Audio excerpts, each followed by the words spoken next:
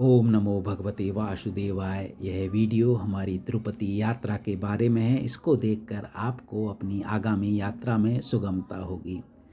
करीब 1.5 महीने पहले हमने तिरुपति के पास रेनीगुंटा का रिजर्वेशन कर लिया था। 28 फरवरी को हमारा प्रस्थान था। 3AC में कन्फर्म हो चुकी थी। फिर हमने तिरुमाला तिरुपति का ऐप डाउनलोड कर 1 मार्च को भगवान के दर्शन के लिए और अकोमोडेशन की व्यवस्था के लिए लगातार प्रयास करते रहे।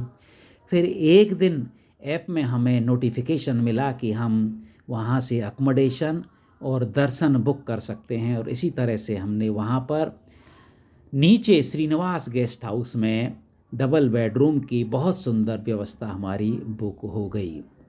और फिर उससे पहले हमने शाम को 9 बजे 1 तारीख को शाम को 9 बजे का 300 रुपये का स्पेशल दर्शन का टिकट भी बुक हो गया।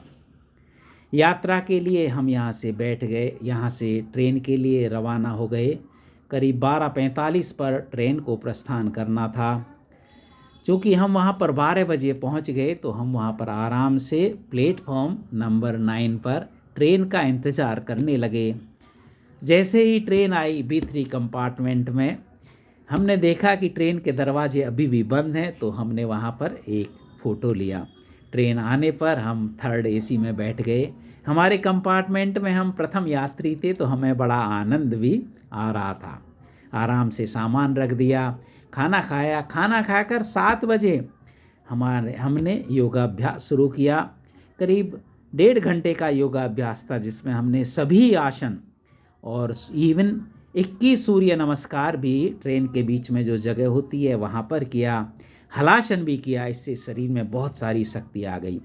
सुबह 7:30 बजे हम रेनीगुंटा स्टेशन पर पहुँच गए और वहाँ से ऑटो लेकर करीब हम 8:15 बजे तिरुपति पहुँच गए।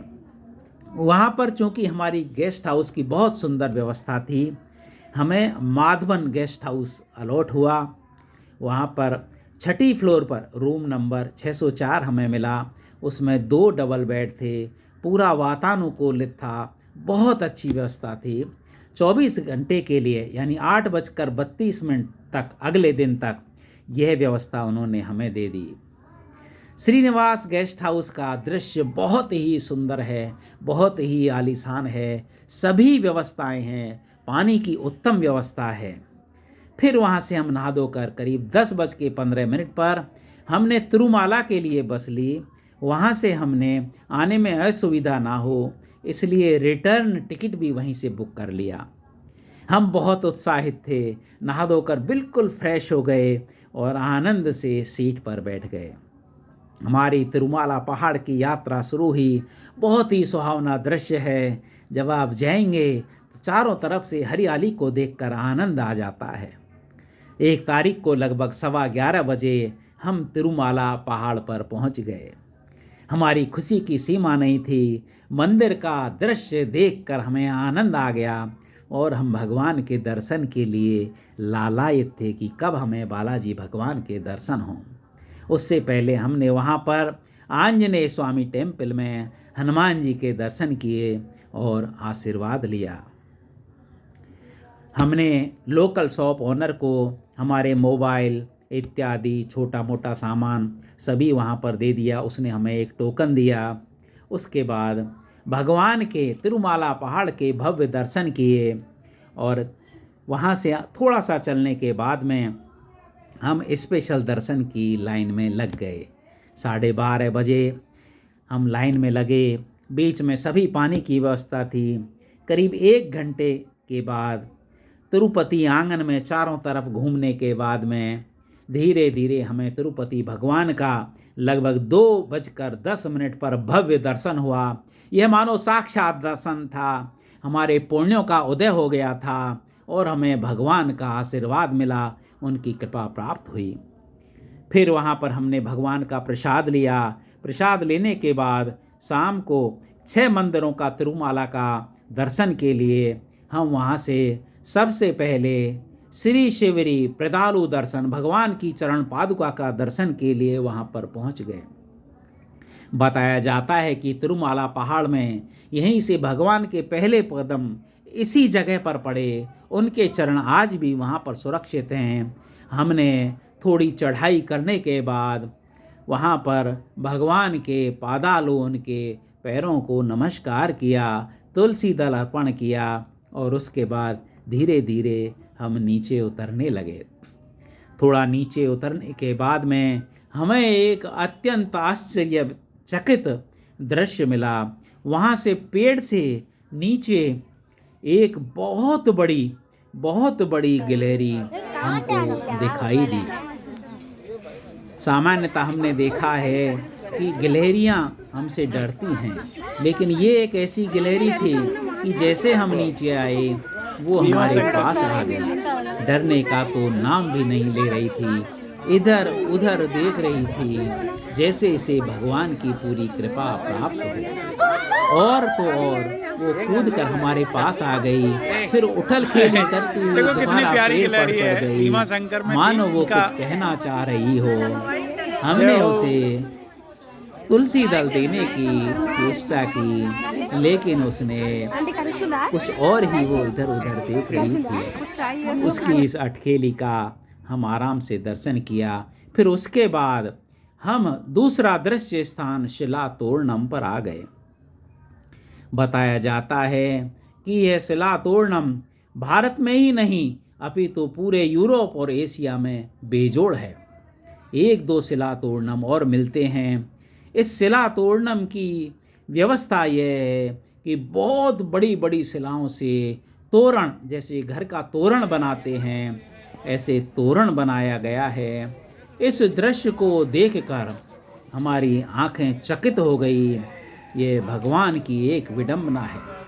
वहाँ पर पहुँचने से पहले हमें एंजल्स ट्रम्पेट मिले जो बताते हैं कि खाने में बहुत पॉइजनस है। ऐसा पेड़ हमने पहली बार देखा था।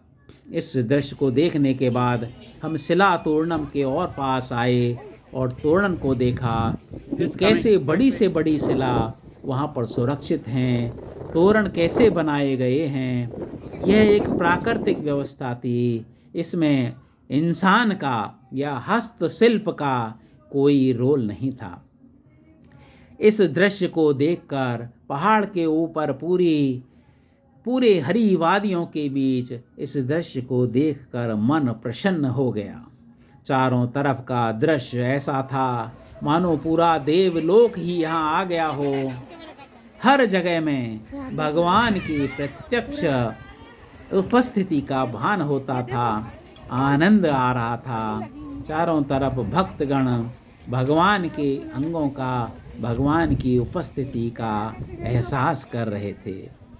वहाँ की प्राकृतिक सुंदरता को देखकर मन में अत्यंत खुशी का संचार हो उठा। वहाँ से और थोड़ा नीचे पहाड़ पर उतरने के बाद हमें वहाँ पर भगवान शिव का चक्रम तीर्थम बोलते हैं उनको, उनके मंदिर के दर्शन हुए। वहाँ पर हमने 108 बातियों का एक समूह, बातियों का समूह लिया और उसका दीपदान किया, भगवान की परिक्रमा की। जाते जाते ऐसी ऐसी शिला आती हैं, ऐसा लगता है कि वो शिला गिर पड़ेंगी।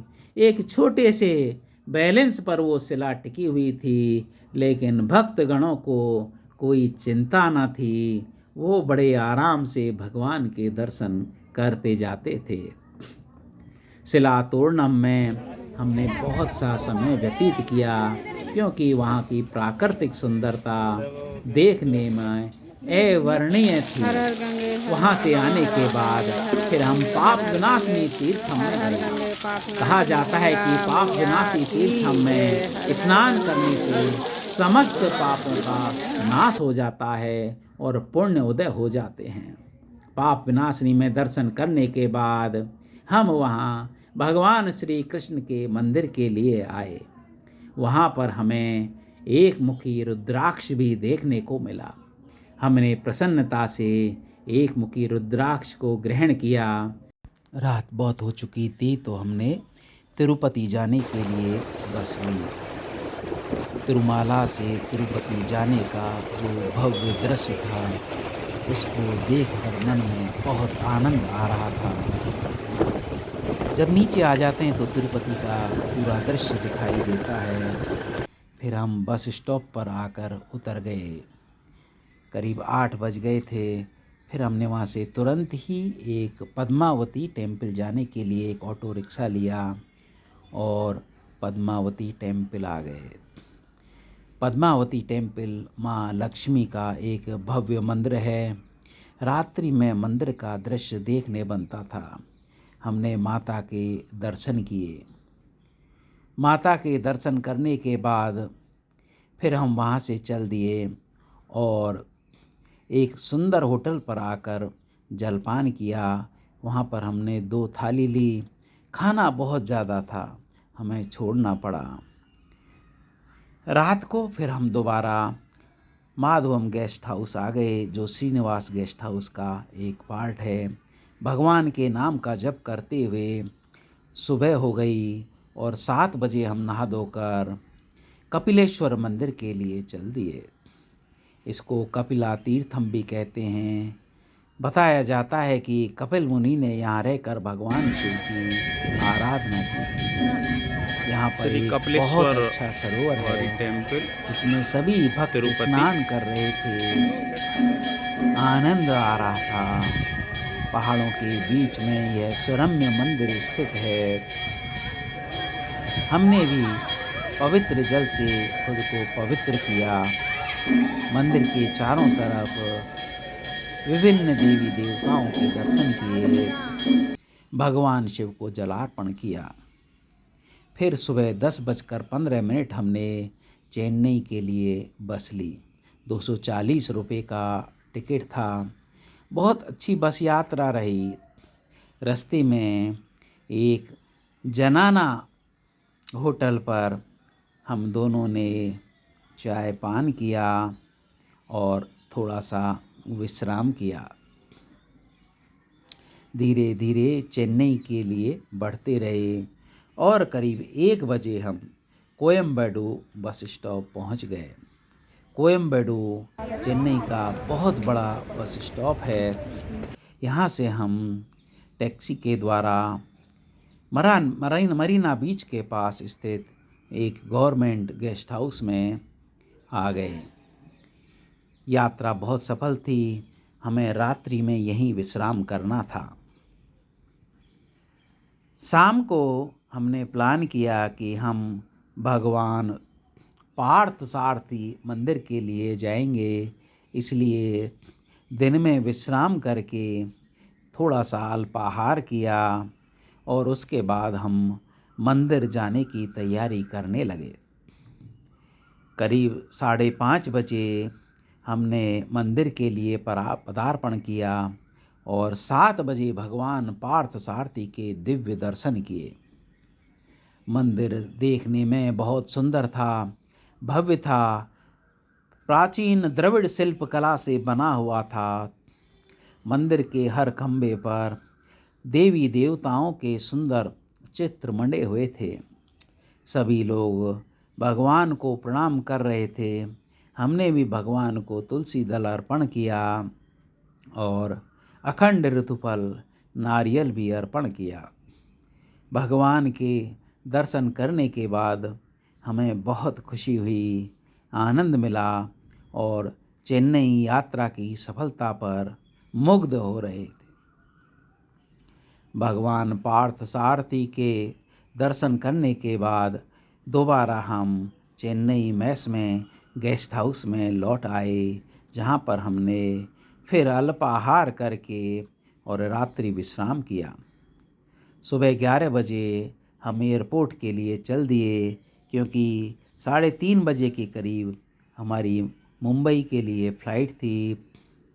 बोर्डिंग पास लेकर हमने लॉज में बहुत बढ़िया कॉफ़ी पी। उस दिन एकादशी का व्रत भी था, इसलिए हमने खाना नहीं खाया। वहाँ पर फिर विश्राम किया। थोड़ी देर तक फ़्लाइट का इंतज़ार करते रहे और धीरे धीरे बोर्डिंग का समय भी आ गया और हम करीब 1.5 घंटे की फ़्लाइट के लिए आनंदमय चाय पीएंगे। हमारा व्रत है एकादशी का। खाना वाना खाएंगे और बचेगा उसको घर ले जाएंगे। लेके जाएंगे शाम को डिनर का काम भी हो जाएगा। Okay bye bye. इस तरह से हमारी ये यात्रा संपूर्ण हुई और 5 बजे हम मुंबई पहुंच गए। ओम नमो भगवते वासुदेवाय।